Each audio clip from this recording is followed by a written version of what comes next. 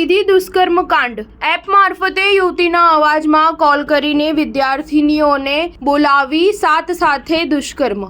મધ્યપ્રદેશના સીધી જિલ્લામાં એપ મારફતે અવાજ બદલીને વિદ્યાર્થીનીઓ સાથે દુષ્કર્મ ગુજારવાનો ચોંકાવનારો મામલો સામે આવ્યો છે। અહીં 4 આરોપીઓએ કોલેજની 7 વિદ્યાર્થીનીઓ સાથે દુષ્કર્મ ગુજાર્યો છે। હકીકતમાં મેજિક વોઇસ એપની મદદ લઈને આરોપી મહિલા કોલેજ ટીચરના અવાજમાં વાત કરીને સ્કોલરશિપના દસ્તાવેજો મંગાવવાના નામ પર સુમસાન જગ્યાએ બોલાવતા હતા। એક પીડિતાની ફરિયાદ બાદ આ સમગ્ર મામલો સામે આવ્યો છે। મામલાની તમામ પીડિતાઓ એસટી વર્ગની છે। મામલામાં પોલીસે મુખ્ય આરોપી બ્રજેશ પ્રજાપતિ સહિત રાહુલ પ્રજાપતિ, સંદીપ પ્રજાપતિ અને કોલેજના પૂર્વ વિદ્યાર્થી લવકુશ પ્રજાપતિની ધરપકડ કરી છે। આરોપીઓએ વિદ્યાર્થીનીઓની સાથે આવેલી એક સગીરની સાથે પણ દુષ્કર્મ ગુજાર્યો છે। બીજી બાજુ મામલાની તપાસ માટે રાજ્યના સીએમ ડોક્ટર મોહન યાદવે એસઆઈટીની રચના કરી છે। પોલીસના કહેવા મુજબ પીડિતોની સંખ્યા વધવાની આશંકા છે। સ્ટાર ન્યૂઝ 7 હંમેશા સચ્ચાઈની સાથે।